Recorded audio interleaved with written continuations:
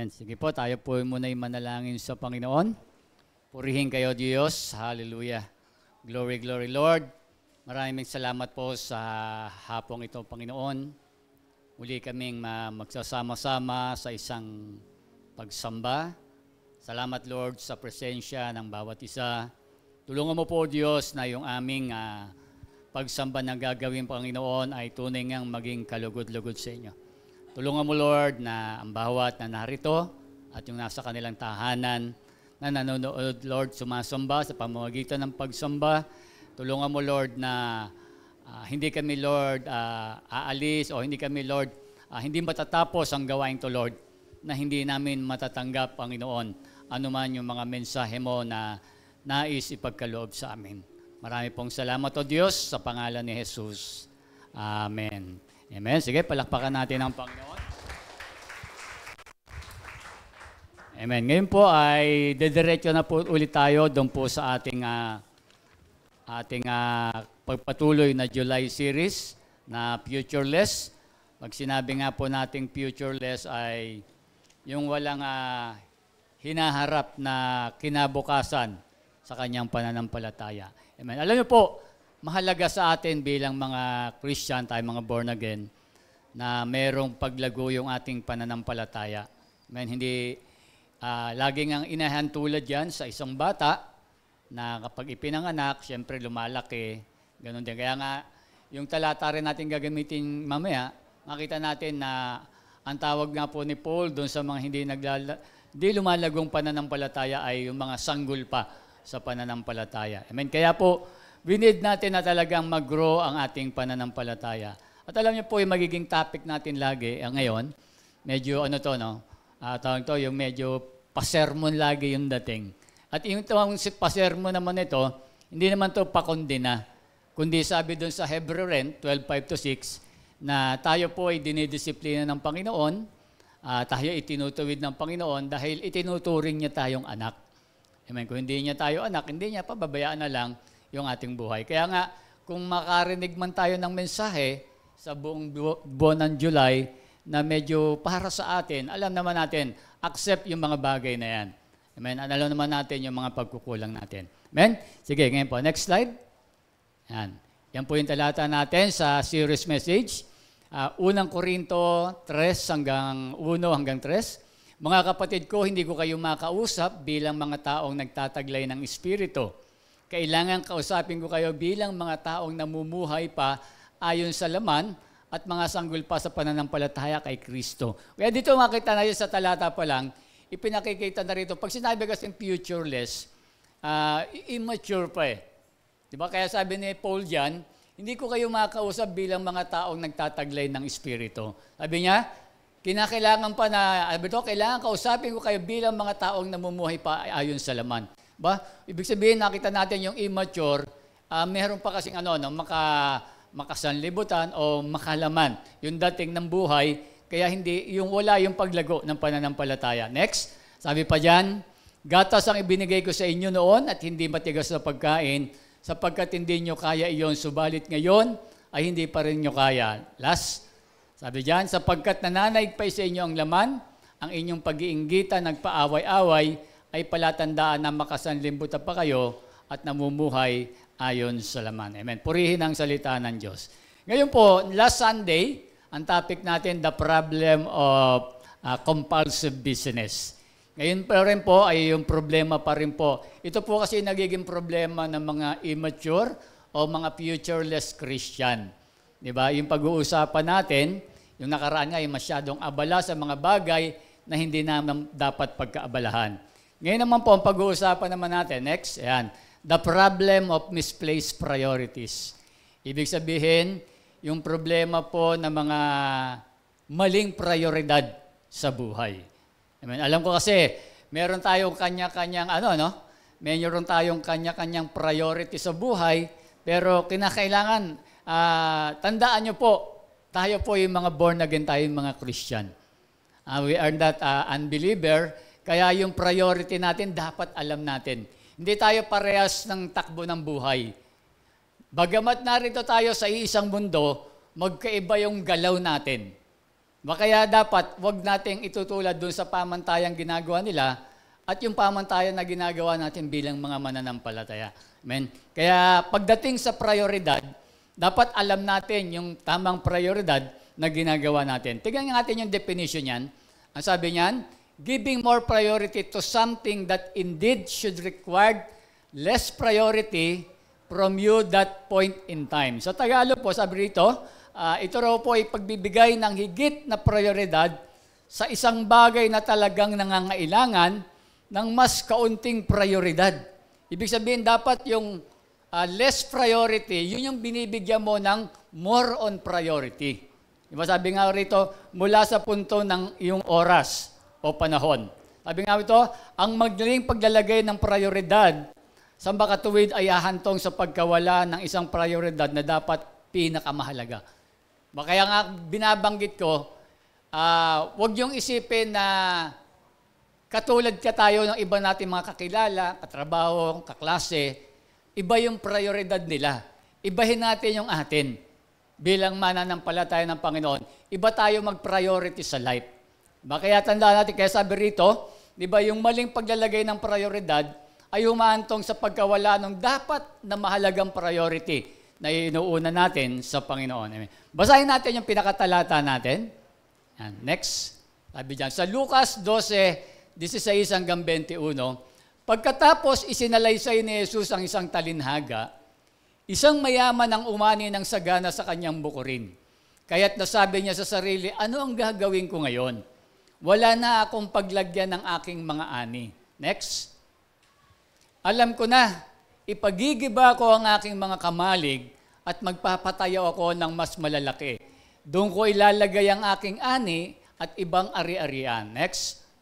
Pagkatapos ay sasabihin ko sa aking sarili, marami ka nang naipon para sa mahabang panahon. Kaya't magpahinga ka na lamang, kumain, uminom, at magpakasaya. Next. Ngunit sinabi sa kanyang Diyos, hangal, sa gabi ring ito, babawian ka na ng buhay. Babawian ka na ng buhay. Kanino ngayon mapupunta ang mga inilaan mo para sa iyong sarili? Ganyan ang sasapitin ng sino mang nag-iipon ng kayamanan para sa sarili, ngunit dukha naman sa paningin ng ating Panginoon. Purihin ang salita ng ating Panginoon. Amen? Ang pamagat nga po natin ito ay, yun din po, problem of misplaced priorities. Alam niyo po yung binasa nating talata, tungkol po yan sa rich fool man o yung mayamang hangal. Di ba? Kaya binanggit ni Lord doon, hangal. Di ba? Ibig sabihin, mayamang hangal. Isa po siyang isa po siyang magsasaka na umasenso yung buhay, maraming ani, yumaman.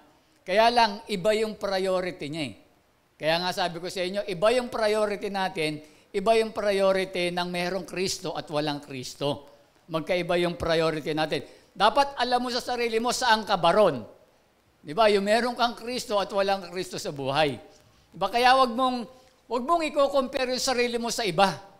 Dapat meron kang sariling prioridad sa buhay. Kaya yun yung nagiging dahilan bakit nagiging hindi naglalago o hindi lumalago yung ating pananampalataya. Amen. Kaya nga po dito, sabi nga po ng pinapakita rito ng Panginoong Hesus na yung pagpaprioridad sa buhay para sa ating hinahanap of future life. Kaya sinabi ng ating Panginoon sa Matthew 16:26, sapagkat ano ba ang mapapala ng isang tao, makanta man niya ang buong daigdig, ngunit mapapahamak naman ang kanyang sarili. Ano ang maibibigay ng isang tao kapalit ng kanyang buhay? Dito makikita natin dito, ipinakikita dito ng ating Panginoong Kristo na mahalaga ang ating kaluluwa. Amen. Mahalaga ba yung soul nyo? Amen. Mahalaga rito yung kaluluwa kesa doon sa mga material na bagay. Sabi niya, ano ang mapapala? Makamtan naman yung lahat ng bagay sa mundo. Di ba? Pero yung kaluluwa, kung mapapahamak naman, di ba? Sabi niya, anong mabibigay na sa tao kapalit ng kanyang buhay? Di ba? Yung kaluluwa natin, next slide, sabi nga mo natin, yung kaluluwa natin, the human soul is a priceless treasure. Hindi kayang tumbasan niya ng anumang salapi o anumang mga kayamanan. Di ba? Kaya nga nakita nyo, kahit yung pinakamayamang tao sa buong mundo, Hindi niya kayang bayaran, sasabihin niya sa Diyos na, ako'y dali mo sa langit, ibibigay ko sa iyo lahat ng aking kayamanan. Hindi. Wala mapapalit, di ba? Hindi mo kayang bayaran yon. Kaya nga, di ba sabi niya, makamtan mo man ng lahat eh. Kung mapapahamak yung ating kaluluwa. Amen? Kaya dito makikita natin na dito pinakikita, sabi rito, ito yung tunay na ikaw. Sa katunayon, itinuturo ng Biblia na ang iyong kaluluwa ay mas mahalaga kaysa sa buong mundo. Kaya nga nakita nyo, di ba? Ang sabi nga ng Biblia, meron lang isang tao na magsisi. Sabi nga, ang kalangitan, ang mga anghel sa kalangitan ay nagagalak. Isa lang Kaya yung bawat soul, bawat soul, napakahalaga sa Diyos yan. Amen. Kaya dito makikita natin, sabi niya, gayunpaman, maraming tao ang nagbebenta ng kanilang mga kaluluwa para sa personal na kasiyahan.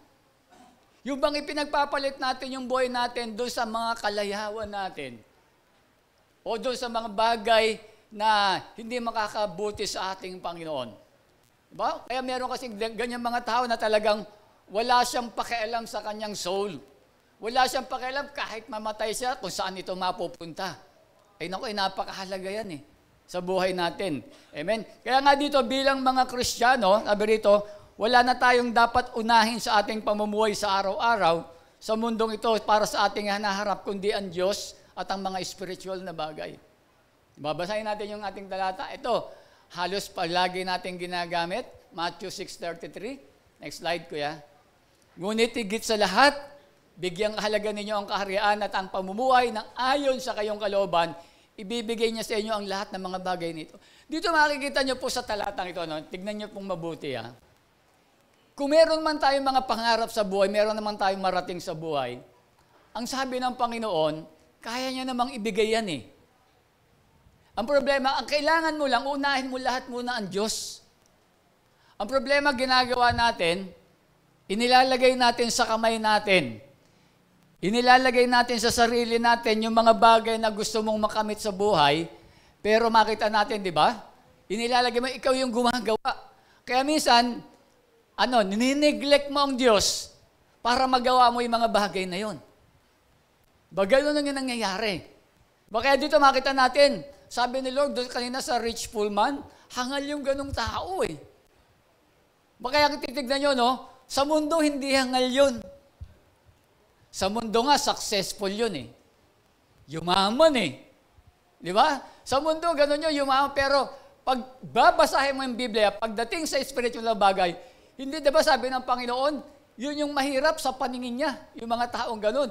Hindi nagpapahalaga sa kanyang kaluluwa. Diba? Kaya dito pa lang, nakita nyo sa bawat binabanggit natin, kitang-kita kaagad natin yung comparison natin sa no Christ at with Christ. Kaya tayo, alam mo na Christian ka, alam mong born again ka, huwag mong itulad yung sarili mo doon sa no Christ, sa kanyang pagpapriority sa life, huwag ito yung gagawin natin. Amen. Kaya bilang mga Kristiyano, alam nyo ba, isang salita lang, yung patuloy na humihila sa atin na nagiging sanhi ng pag-alis ng ating tunay na prioridad. At ito po yon. Next. Yan, materialism. Ito yung problema natin, bakit yung priority natin, dahil sa sobrang paghaharagan natin sa mga material na bagay, nagkakamali tayo ng prioridad natin sa ating mga buhay. Amen. Ano ba yung material? Kasi alam niyo po yung materialismo, hindi lang naman problema ng mahirap yan. Problema rin ng mayaman yan at problema ng lahat ng tao. Walang pinipili pagdating sa materialism. Walang pinipili na lahat yan nagiging problema ito ng tao. Pero ang nagiging problema, hindi ito yung gusto ng Diyos sa atin. Amen?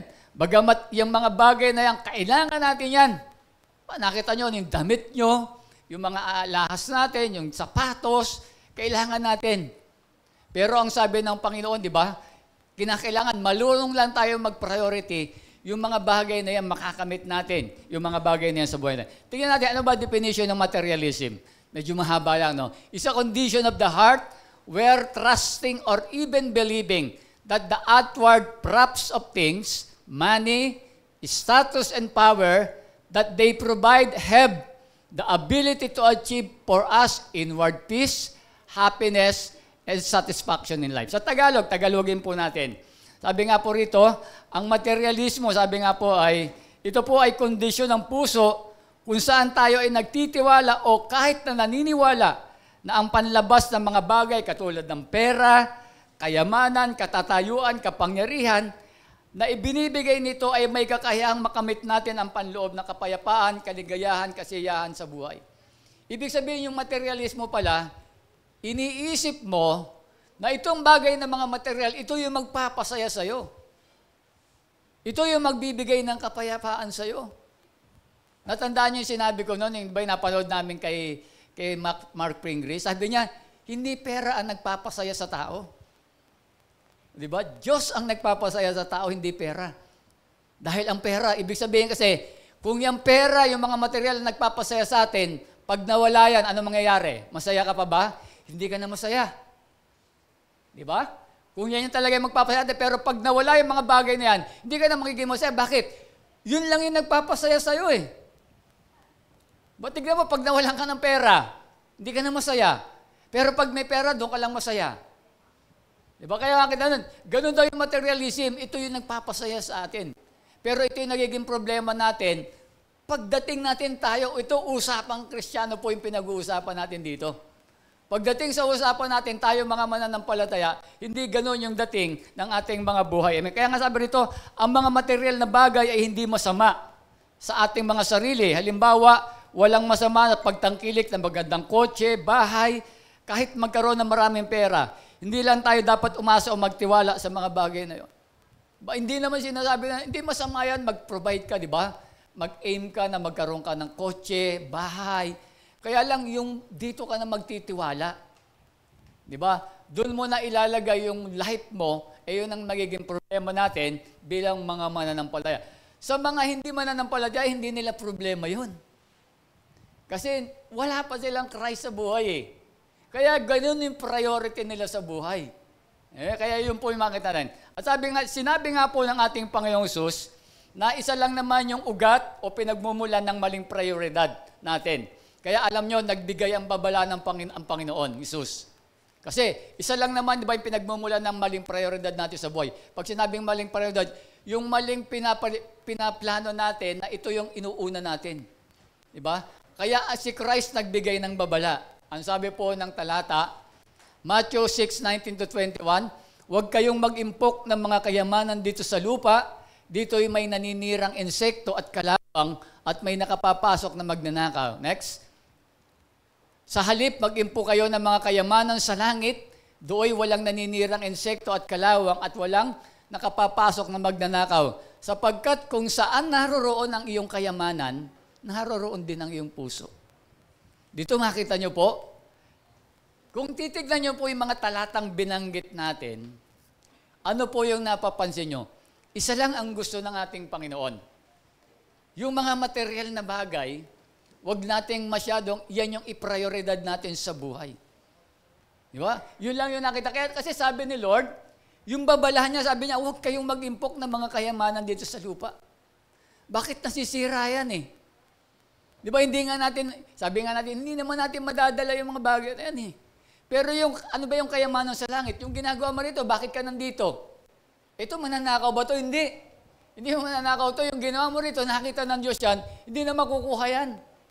Nandun na sa bangko ng Diyos yan. Di ba, nakalista na yan, di ba? Nakita yan, Randy Notado, July 9. Umating ka nga, nandun na yun eh. Yung mga bagay na ginagawa natin, nawawala yun eh. Kaya nga rito makikita natin, sabi nga to, next slide, sabi dyan, our treasure is always the greatest, clearest, and truest revealer of our heart. Ibig sabihin, ito raw po ang ating kayamanan ay palaging ang pinakadakila, pinakahamak, pinakatotoong tagapagpahayag ng ating puso. Diba, ano ba yung kayamanan? Kung ang ating kayamanan, halimbawa, ang kayamanan mo yung doon sa pera, sa oras, lakas at mapagkukunan, kung gayon, ay inilalagay natin ang ating pag-asa at pagtitiwala sa temporal na bagay. Ibig sabihin dyan, kapag ang kayamanan mo raw ay nandun sa pera, sa oras, doon sa mga bagay na nakikita mo sa mundo, nandun daw yung heart mo. Yun yung sinabi ng Panginoon dito. Ibig sabihin, Yun yung inuuna natin. Kaya dito makikita natin, ito yung nagiging dahilan bakit nagkakaroon tayo ng maling prioridad sa buhay. Kaya ito po yung pag-uusapan natin ngayon. Next slide. How did our Lord Jesus Christ testify that materialism is the problem with our misplaced priorities in life? Diba? Sabi nga po ito, ipakikita rito, ipatotohanan ng ating Panginoong Kristo na yung pagiging materialismo, o ibig sabihin, yung ang mga material na bagay, dito mo inilalaan, ito yung pinaniniwalaan mo na magpapasayo sa buhay. Sabi na ito yung problema, bakit mali yung prioridad na ginagawa natin sa buhay. Amen? Dalawa lang po yung pag-uusapan natin dito. At ito ay makikita natin na ito yung ginamit ng Panginoong Kristo na bakit namamali yung ating mga inuuna sa buhay o pinaplano. Sa buhay, bakit hindi tayo lumalago? Bakit hindi gumagagda yung ating, bakit wala tayong future doon sa ating mga spiritual life? Amen. Ito po yung una. Number 1, focus on the present time without any preparation for the next life. Naniniwala po ba kayo na mayroon pang susunod na buhay? Naniniwala po ba kayo? Amen. Paano natin pinaghahandaan yung mga bagay nito? Di ba? Kasi tayong mga tao, ito lang yung pinaghahandaan natin, yung present time. Di ba? Basahin muna natin yung talata. Ang sabi po dyan, pagkatapos sa Lucas 12:16 hanggang 18, pagkatapos itinalaysay ni Jesus ang isang talinhaga, isang mayaman ang umahagi ng sagana sa kanyang buhiring. Kaya't nasabi niya, ano ang gagawin ko ngayon? Wala na akong paglalagyan ng mga ani. Marami siyang pera. Maraming kinita siya doon sa kanyang ani. Ngayon, nagtatanong siya, ano gagawin niya rito? Ano yung plano niya sa perang ito? Next. Kaya sabi niya, next slide, alam ko na, ipagigiba ko ang aking mga kamalig at magpapatayo ko ng mas malalaki. Doon ko ilalagay ang aking ani at ibang ari-arian. Ano yung plan niya? Ano yung focus niya? Nakita niyo yung focus niya? From the present time lang. Wala siyang binanggit man tungkol sa ating Diyos doon sa susunod na buhay niya. Kaya dito makikita natin, ang tao, mostly ganun makikita natin, majority ng mga tao sa mundo, nakatuon lang doon sa present time. Hindi na nalagahan o binibigyan pansin yung susunod na buhay. Kasi iniisip ng tao, matagal pa naman yan eh. Kailan ba yan? Di ba? Tandaan po natin, natandaan nyo nung nag-preach ako nung funeral sa eulogy.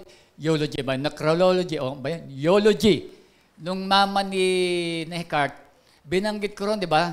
Sabi ko, ang buhay ng tao, napaka-iksi lang. James 4:14. Ang buhay natin ito, umabot ka ng 100 dito, maiksi yun. Kung ikukumpara mo doon sa next life. Dahil yung next life, wala nang bilangan yun eh. Naintindihan po natin? Wala nang bilangan yon. Kaya yung buhay natin dito, pag-igihan mo na yan. Pahalagahan mo. Kaya nga yung kahaluluan natin, napakahalaga sa Diyos. Bakit binabanggit lagi ng Diyos yung mga material na bagay? Alam niya, yan yung humahaltak sa atin papalayo sa Diyos. Alam niya, yan yung humahaltak sa atin. In reality, totoo naman eh. Diba? Subukan mong mag-imbita sa church. Napakahirap. Diba? Pero mag-imbita ka doon sa mga birthday, sa kainan, hindi ka mahihirapan. Diba? Sa church, napakahirap. Doon mo makita yung priority ng tao doon sa mga material na bagay, doon sa nakikita. Diba? Subukan mong imbitahan doon sa mayroong mga bigayan, nandun yan. Imbitahan mo sa cell group sa church, naku, wala. Ang hirap. Diba? Ang hirap mong mapapunta. Diba? Kasi alam niya, pag nandito ka, wala namang mangyayari. Ano dyan? Uupo lang ako dyan. Makikinig ako ng salita ng Diyos. Makamami, ang haba pa mag-preach yung pastor niyo. Diba? Ganun yung mga tao makita natin, diba? Ganun nakita natin yung yung walang Kristo sa life. Kaya tayo dapat hindi ganun yung pananaw natin. We prepare for the present time. At nagpe-prepare din tayo sa next life natin. Sila present time lang ginagawa eh. Diba? Kaya nangyayari tayo, nagiging futureless yung ating spiritual life. Amen? Ganun po yung nangyayari. Next, ang sabi pa rito, sabi ng Colossians 3:1, only earthly things are in the mind. Yung mga nakapokus doon lang sa mga bagay ngayon, hindi doon sa mga susunod na buhay, ang mga kaisipan nito, karamihan, ay mga bagay na mga dito lang sa mundo. Ganon sila mag-isip. Sabi nga po diyan, Colossians 3:1, yamang binuhay kayong muli na kasama ni Kristo. Ikaw ba ito? Yung binabanggit, yamang binuhay kayong muli na kasama ni Kristo. Ikaw yan, tayo yan. Di ba? Binuhay kayo ulit kasama ni Kristo. Sabi diyan, ituunin niyo ang inyong pag-iisip sa mga bagay na nasa langit, na kinaroroonan ni Kristo na nakaupo sa kanan ng Diyos. Ang mga bagay na panlangit ang isaisip ninyo, hindi ang mga bagay ng panlupa. Kapatid, tayo yung binuhay muli ng Diyos. Binago tayo ng Diyos. Tinanggap mo si Christ. Ikaw yan. Kaya sabi ni Christ, ituon mo yung mga isip mo doon sa mga bagay na panlangit, hindi dito sa lupa. Hindi sinasabi niya, hindi ang direkta sinasabi niya, ituon mo doon ka lang. Hindi ibig sabihin mo, Pastor, dahil Christian ako, puro sa spiritual na lang ba? Hindi. Ang gusto niya, ituon mo lang, ibig sabihin, i-priority mo yun, unahin mo yun. Kailangan mo pa rin kumain. Kailangan pa rin magsuot ng damit. Kailangan mo pa rin may tirahan. Kaya lang, hindi iyan ang prioridad mo. Diba? Hindi iyan yung prioridad natin, yung mga basic necessity natin. Ang priority mo lang, unahin natin kung ano yung para sa Diyos. Kaya nga doon sa Matthew 6:33, sabi niya, unahin mo lang yon, yung lahat ng bagay na kailangan mo, damit, kabuhayan, negosyo, pera, isusunod ng Diyos yun. Ganon tayo mag-priority sa ating mga buhay. Kaya nga, tayo minsan, namamali tayo doon sa prioridad na ginagawa natin sa buhay. Kaya nga, ang nangyayari kasi, di ba, nagkakaroon tayong wala tayong kakontentuhan sa buhay natin.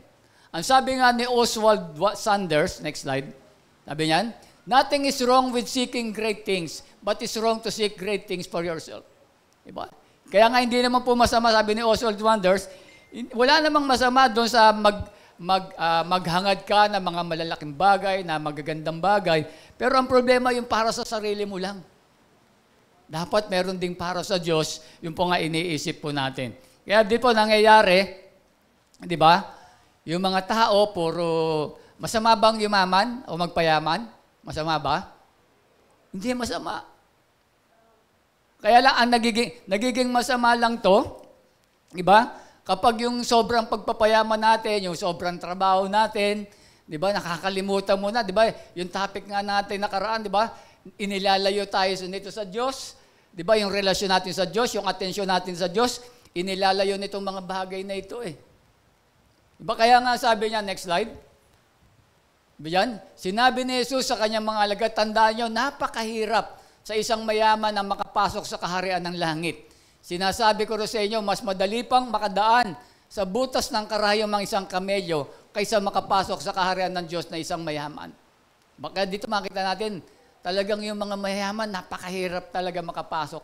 Bakit? Kasi mostly yung hindi naman lahat karamihan kasi ang pagmayaman, nakatutok na lang yan sa mga material na bagay. Puro sa pera, paano aasenso, paano talagang lalago yung kanilang negosyo, paano pa madadami ng dadami. Diba? Tignan nyo yung mga mayayaman ngayon, talagang grabe. Nung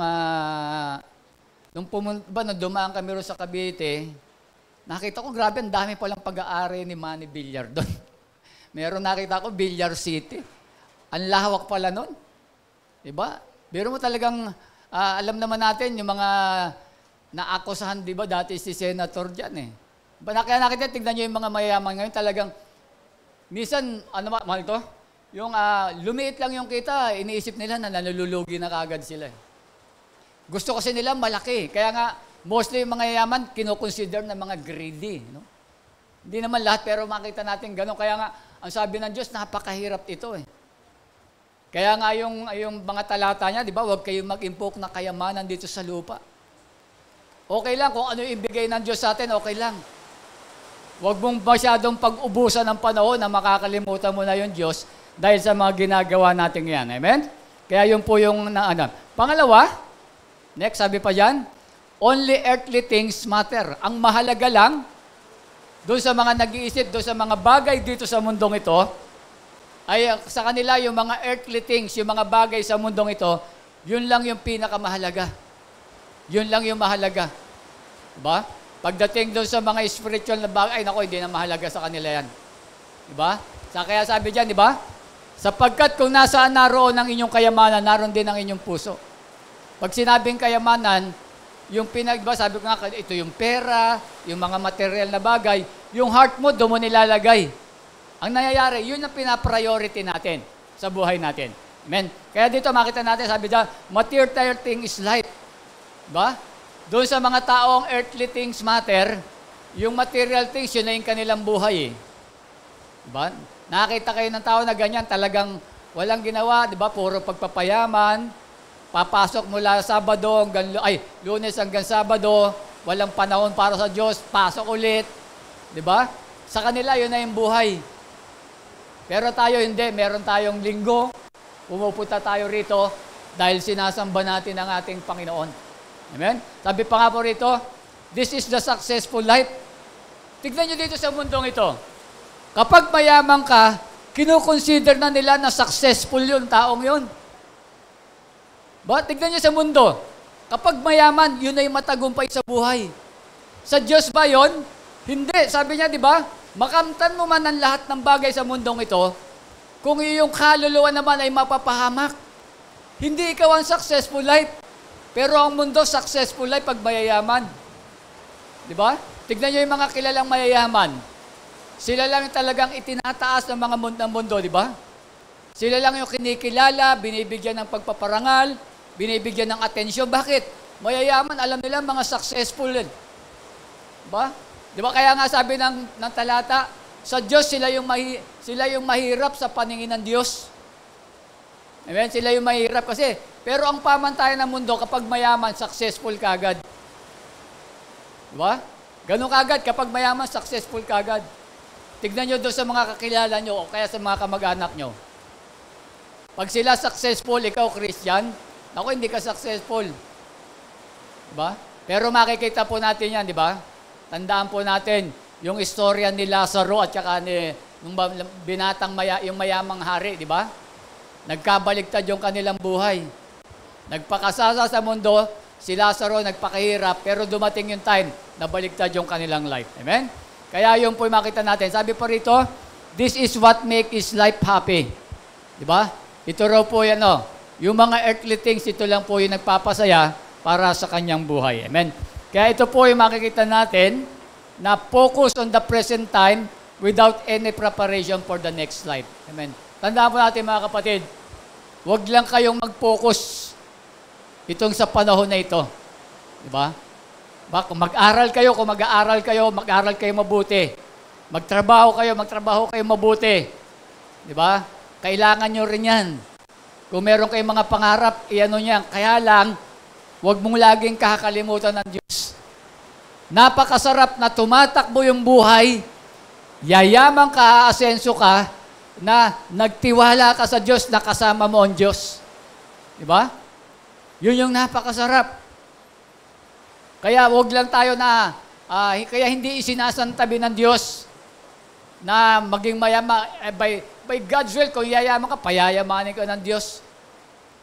Hindi mo kinakailangang ilagay yung hostisya sa kamay mo na ikaw yung gagawa, trabaho rito, trabaho doon, negosyo rito, negosyo doon. Wala ka ng panahon sa Diyos. Gusto mo na yumaman kagad. Ay yun ang hindi po magiging maganda pagdating po sa ating Panginoon. Amen? Palakpakan natin ang Diyos. Pangalawa at panghuli. Ito na po yung panghuli natin. Amen? Focus was on their comfort. Yan. Yung mga materialismo na may problema sa kanyang sa kanyang maling prioridad, ang focus niya lang kanina doon sa present time, hindi sa next life. Ang pangalawa, yung focus niya lang para sa kanyang kaginhawahan lang. Amen. Kaya may pagka-selfish yung dating. Basahin natin yung talata. Doon pa rin tayo sa Lucas 12:19. Sabi diyan, pagkatapos ay sasabihin ko sa aking sarili, nagsasalita rito yung mayamang yung rich full man. Pagkatapos ay sasabihin ko sa aking sarili, marami ka nang naipon para sa mahabang panahon. Eto, nakita nyo yung plano niya? Kaya magpahimanga ka na lamang, kumain, uminom, at magpakasaya. Yun yung kanyang plano para sa kanyang kaginhawahan lang. Doon lang siya nag-focus. Wala man lang binanggit para sa ating Panginoon. Puro sa kanyang sarili lang. Amen. Ganyan ba tayo? Ba? Iniisip natin para sa comfort lang natin. Sarap pa kaginhawahan natin. Paano naman yung para sa ating Panginoon? Hindi na natin isinasama. Diba? Minsan, ganyan tayo magplano sa buhay eh. Diba? Kaya ano nangyayari? Next slide. Sabi dyan, planning for pleasure but nothing for God is a misplaced priority. Ganun ang nangyayari. Kapag nagpaplano tayo for pleasure, pero hindi kasama Diyos, kaya nakita nyo, mali yung inuuna natin, pinaprioritize natin, na pinaplano natin. Ba? Nagkakamali tayo, kaya ang nangyari, nadidiskaril po yung ating spiritual life. Diba? Nadidiskaril yung ating spiritual life. Amen? Next. Masama bang mag-travel? Masama bang mag-malling? Masama bang mag-staycation? Alam nyo, nung ginawa ko po ito, andito ba si Angelina? Angelina Melon? Lumabas na? Nasa taas. Diba? Nakita nyo nung Webes, diba siya po yung presider? Hindi ko alam, nag-testimony siya. Maganda, nag-testimony si Angelina na nagkaroon ako ng magandang example mismo dun sa mga mananampalataya natin. Sabi niya, di ba, nung kumatin po kayo ng prayer meeting, sabi ni Angelina, ngayon taon daw, di ba, sabi niya, noon daw kasi, hindi ko alam kung nakaraan o ngayon taon, sabi niya, ang priority niya lang, puro lakwatsa, punta ron, punta rito, di ba, sabi niya, kaya ngayon daw, isasama, di ba, hindi niya nasa isasama yung Diyos sa kanyang mga plano sa buhay. Diba? Sa kanya po nang galing yon.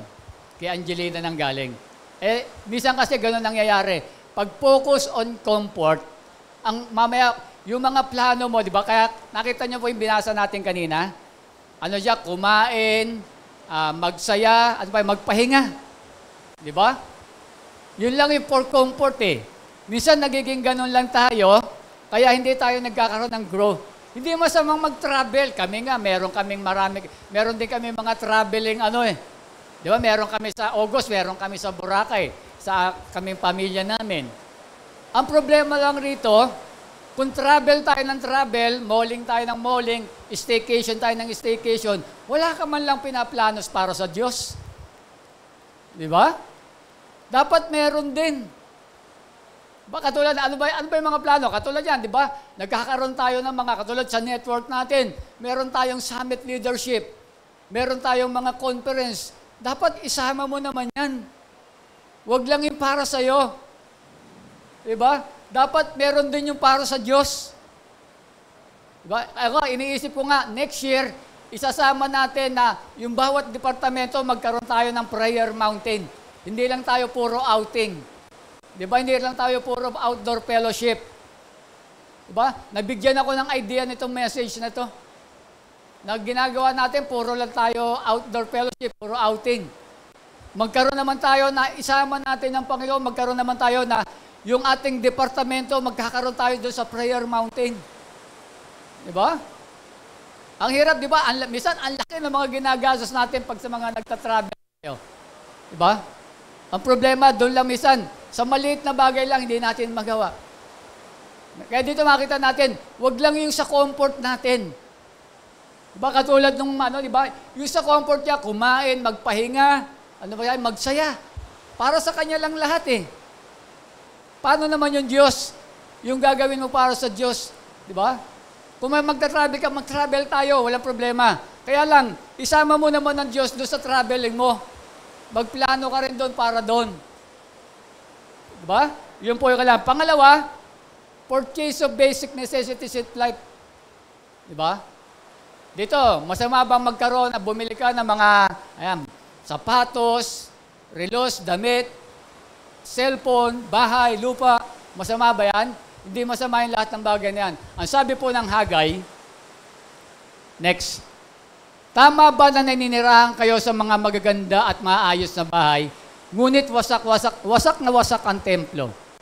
Dito sabi po ni Propeta Hagay, ang gaganda ng inyong mga bahay, pero yung church, wasak na wasak. Baka kasi minsan, dumarating sa punto natin, sabi rito, yung pagkakaroon ng bahay, pagkakaroon ng magandang bahay, pagkaroon ng mga magagandang sapatos, magagandang damit, magagandang cellphone, walang problema dyan. Na magkaroon tayo dyan, mag-provide tayo dyan. Ang problema, huwag pababayaan yung templo ng Diyos. Huwag pababayaan yung church. Ano kayo ibig sabihin, Pastor? Ibig sabihin, nakakabili ka ng maraming bagay, pero sa church, hindi ka man lang makapag-offering. Hello? Sabihin mo sa katabi mo, ikaw yata yun, ha? Diba? Bili ka ng bili. Grabe, ni offering, hindi ka makapagbigay. Dahil yung offering mo, malaki ang matitulong nun sa church, eh. Pastor, 20, kahit 20, 5 piso, 10 piso, malaking bagay. Magkano ba nagagastos mo doon sa basic necessities mo sa life? Di ba? Hindi ko kayo rito pinipressure na magbigay para lumaki yung pondo ng church. Yun yung gusto ng Diyos para sa atin. Kaya nga sabi ni Hagay, yung inyong mga bahay, ang gaganda. Tignan nyo naman yung church, wasak na wasak na. Amen? Kaya dito, hindi natin inaano na huwag kayong bumili ng mga gamit natin. Diba? Bumili tayo, pero huwag mo naman kakalimutan yung para sa Diyos. Kasi puro sa kaginhawaan mo, binibili mo eh. Diba? Bibili tayo, iba Lunes, iba yung damit natin. Diba? Minsan marami rin tayong sapatos, Lunes iba sapatos, Martes iba, sa Sunday iba rin. Problema, hindi ka nagbibigay ng tithes and offering eh. Puro doon mo na lang inilalaan. Diba? Ang laki ng nabibigay. Katulad yan, diba? Nakita nyo, last June, ang laki ng ano natin. Ang laki ng bill natin sa kuryente. Alam nyo po ba kung magkano bill natin sa kuryente? Last June. Hulaan mo, kuya. Hulaan mo, kuya. Magkano? Renante, hulaan mo. Magkano? Bill natin. Ha? Hindi. Hala? 10,000. Si, sa paano ito? Ngayon ko lang na ako si John Mark. John Mark ba? Tama? Si Melissa, alam mo ba? Ay, si Elisa. Melissa pala, mama mo. Nagkakamali ako lagi sa'yo. 15,000. Kulang pa rin. Naka 20,000 tayo. Diba? Kaya dito makita natin, diba? Tignan yung church natin, hindi pa ganun din siya kaayos. Diba? Kaya po, kapatid, malaki yung naitutulong natin. Diba? Kaya nga, kasi ang problema kasi, nakapokus lang tayo doon sa comfort natin eh. Diba? Dapat tignan din natin kung ano yung para sa church. Kaya nakita nyo, mali yung pagpaprioridad natin eh. Ang plano mo, bibili ng ganito, bibili ng ganito, bibili ako ng ganyan, sa gym ganito, sa sunod to, ganito. Wala ka man sinabi, nagbibigay ba tayo sa church? Nagbibigay ba tayo ng tithes and offering natin? Di ba? Yung puro sa sarili lang natin yung binibili natin. Puro sa sarili lang nakaginawa natin. Pero yung church, kung saan tayo sumasamba, kung saan nandito ang Diyos. Di ba? Kasi gusto ng Diyos, maging komportable tayo rito eh. Ang hirap naman, di ba, nando ka sa church para ka nasa impyerno. Sobrang init. Di ba?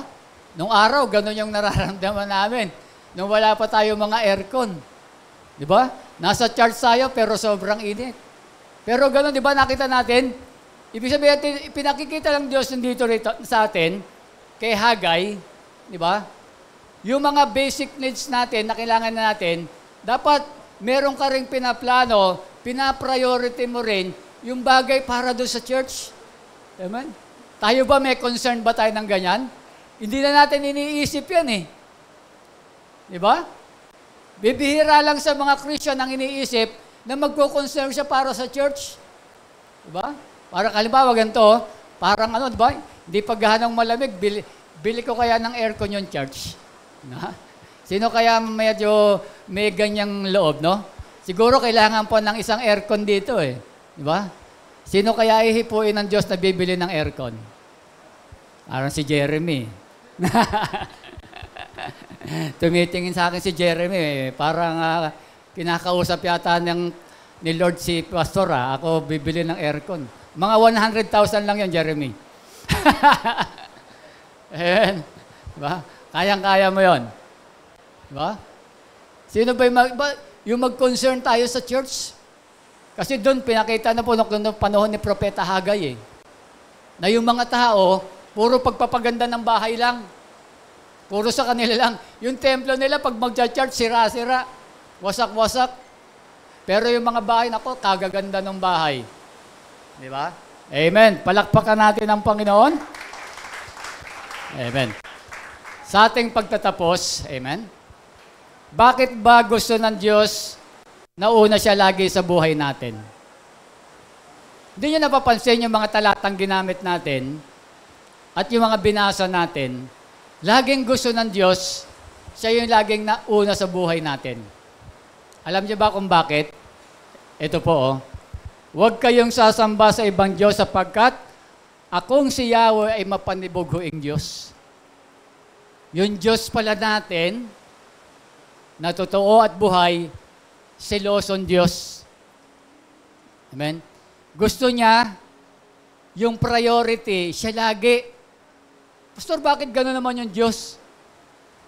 Yun yung Diyos eh. Nilikha ka niyang katulad niya eh. At mahal ka niya. Diba? Wala akong makita mag-asawa rito gagawin. Ayun, si nanay ano pala. Si nanay Cheryl, nanay ano. Tatay, ano ba to? Tatay Mervin, pag nakita mo ba, o kaya si nanay Cheryl, pag nakita mong may ibang babae si Tatay Mervin, na wag naman sana, ay magseselos ka ba, Nay? Magseselos ka? Bakit? Bakit ka magseselos, Nay? Ano raw? Sa kanya lang daw siya. Naku, napakaganda ng sagot, Alam mo ba, ang Diyos ganun din? Bakit gusto niya na una tayo? Iba yung sagot niya. Meron ka sana ako ibang sagot pero mas maganda yung sagot niya. Ang Diyos ganun din. Bakit siloso? Gusto niya una sa atin kasi, ano sabi niyo, Nay? Kasi akin lang siya, tayo sa Diyos lang tayo. Di ba? Ganun din yung kaya siya nagseselos. Kaya ayaw niya na mauna yung mga pera, mga kayamanan, yung mga kalayawan. Kasi gusto niya sa kanya lang tayo. Kasi pag doon ka nakatuon, nakakalimutan mo na yung Diyos eh. Kaya makikita niyo bakit siya jealous God? Ganun yun. Ibig sabihin, gusto niya sa kanya ka lang o gusto niya mahal ka ng Diyos eh. Kasi kung hindi kanya mahal, hindi na siya magseselos. Di ba? Halimbawa, hindi mahal ni Nanay Cheryl siya, hindi na siya magseselos. Bahala ka, mambabae ka. Bahala ka sa buhay mo. Ang Diyos, ganun din ang mangyayari. Pero yun yung pagiging jealous ng ating Panginoon. Naintindihan natin, mahal tayo ng Diyos. Kaya wag na tayo magtaka bakit ayaw niya tayo mag-impok ng kayamanan sa lupa. Di ba? Ayaw niya na tayo ay nakatuon sa mga material na bagay. Bakit? Natutuon yung attention mo dyan eh. Nawawala sa Diyos eh. Kasi yun yung love ng Diyos sa atin. Sana maintindihan natin yun. Diba? Yun yung love ng Diyos sa atin. Kaya nga, di ba, yung Genesis 1:27, nilikha niya tayo ayon sa kanyang larawan. Sa lahat ng nilikha ng Diyos sa mundo, yung tao lang, yung pinaka-espesyal sa kanya. Kaya huwag tayong magtaka na napaka-manibuguin yung Diyos niya. Napaka-silosong Diyos niya. Yung pagiging seloso niya, pagbibigay niya ng pagmamahal sa atin bilang kanyang anak. Kaya dyan, binagyan, huwag kayong sasamba sa ibang Diyos. Kasi di ba, na-Diyos na natin yung mga material na bagay eh. Ito yung literal na Diyos doon sa lumang tipan. Pero sa panahon natin, di ba, yung idolatry, tinapik na natin. Nandun na natutuon yung life natin. Ba, hindi ka na nakakapag-pray, hindi ka na nakaka-attend ng gawain, hindi ka nakakapag-devotion, nakakalimutan mo na eh. Kaya nga sa Revelation, di ba, sinabi niya rin, nalulungkot siya na wala na yung dati mong una mong pag-ibig. Kaya nakita nyo, di ba? Ganun tayo kamahal ng Diyos. Minsan kala natin, masyado naman si Lord. Gusto naman siya lang lagi una. Hindi, pinakikita niya lang na mahal ka niya. Yun yung magandang example sa mga nagmamahalan. Di ba? Kaya siya nagseselos dahil mahal niya yun, di ba? Tinapik na natin kung natatandaan nyo, di ba? Siya ay may karapatan magselos. Bakit? Kasi sa kanya lang yun eh. Diba? Kaya nga yung merong dalawang asawa, hindi ka pwedeng magselos. Merong pangalawa. Kasi para sa kanya lang yun, kaya ka nagseselos. Diba? At ang Diyos, ganun din yung tingin niya sa atin. Kaya ayaw niya na ang i-priority natin, magkaroon tayo ng maling prioridad sa buhay. Unahin natin yung mga bagay dito sa mundo, kaya sa ating Panginoon. Amen? Sa ating Panginoon, sa last po natin, ang sabi po ni itong si author, Laila Gipti Akita, mistakes means misplaced priorities. Ibig sabihin, ang mga pagkakamali ay nangangahulugan ng hindi nakalagay na mga prioridad. Diba? Yung mga pagkakamali natin sa buhay, mali kasi yung mga inilalagay nating priority. Diba? Ito yung mga bibiling ko, dito ako pupunta, ito yung mga gagawin ko. Yung sa Diyos nasa dulo. Di ba? Yung plano mo para sa Diyos nasa dulo. Parang yung ganun yung sinasabi ni Laila Gipti Akita. Yung pagkakamali natin dahil doon sa yung paglalagay natin ng ating mga priority sa buhay. Amen? Palakpakan natin ang Diyos. Tayo pong lahat ay tumayo. Amen? Purihin ang Panginoon sa malamig at maulang panahon. Amen? Sana po sa muli sa pangalawang pagkakataon na nakita natin na yung maling prioridad natin, maling paglalagay natin ng mga prioridad sa ating mga buhay. Kapatid, unahin nyo lang lagi ang Diyos. Hindi tayo magsasawang banggitin yung mga bagay na yan. Sa iyong pag-aaral, sa lahat ng ginagawa mo, hindi na ako magbabanggit ng ano pa. Lahat ng ginagawa mo sa mundong ito, unahin mo lang siya lagi. Kasi mahal ka niya. Kaya gusto niya, ikaw unahin mo siya lagi. Diba? Kaya nakita nyo, pag nag-asawa na kayo, diba? Yun ang makikita nyo yung magandang example, eh, no? Kasi, para kayo lang sa isa't isa, ang Diyos ganon din. Ayaw niya na maagaw tayo ng demonyo. Diba? Ayaw niya. Kasi alam niya, kaya lahat ng mga bagay ay ginagawa po ng ating Panginoon para wag tayo diba? Minsan napakasakit. Diba? Masakit minsan yung mga binabanggit natin, pero yung sakit na yon, pagpapakitan lang yun ng pagpamahal eh. Diba? Pagpapakita lang yun ng pagmamahal ng Diyos sa atin. Kung bakit siya, gustong-gusto niya lagi na unahin natin siya sa kanyang buhay. Amen? Purihin ng Diyos, tayo po yung manalangin. Hallelujah. Glory, glory. Lord, marami pong salamat sa gabing ito, Panginoon. Salamat, O Diyos, sa ipinakita mo, Lord, na pag-ibig sa amin. Lord, ngayon nakita namin bakit laging gusto mo na kayo po yung una sa amin, kahit sa aming pamilya, sa aming asawa, sa aming trabaho, sa aming pag-aaral, sa aming negosyo, sa lahat ng mga bagay na ginagawa namin, O Diyos. Salamat, ipinakita mo sa amin na ikaw yung mapanibughuing Diyos, ay pagpapakita mo, Lord, kung gaano mo kami kamahal. Ayaw mo, Lord, na mawalay kami sa inyo. Ayaw mo, Diyos, na pagdating ng araw na wala na kami sa mundong ito, ay hindi ka namin makasama. Salamat, Lord. Ikaw lang yung Diyos na tunay na nagmamahal. Nawa po, O Diyos, ay makita naming lahat. Kami lahat na tumanggap sa inyo, Panginoon, sa iyong anak na si Jesus bilang Panginoon at tagapagligtas ng aming buhay. Maraming pong salamat, O Diyos. Ngayon ay lubos kaming naliwanagan. Bakit yung Matthew 6:33, Panginoon, ay lagi, Panginoon, ibinibigay sa amin, Panginoon. Kami na yung mga anak, kami may estudyante, may pamilya, nag-aaral, nagtatrabaho, Panginoon. Tulungan mo, Lord, na lumakad kami, na laging ikaw ang unahin namin sa aming mga buhay. Para, Lord, yung pagpaprioridad namin, para sa aming mga pagpaplano, ay hindi kami magkakamali, Panginoon. Hallelujah, Lord. Maraming pong salamat. At bago po nga po kami lumisan sa lugar pa ng bahang ito, muli kaming humingi ng bendisyon mula sa iyong kalangitan, Panginoon. Napagpalain mo kami, O Diyos. Ingatan mo kami, Panginoon. Ang iyong mukha, Panginoon, ay patuloy na aming makita, Panginoon. At bigyan mo, Lord, kami ng kapayapaan ngayon at magpakailanman. Amen. Purihin ang Diyos. Magandang gabi po sa inyo lahat.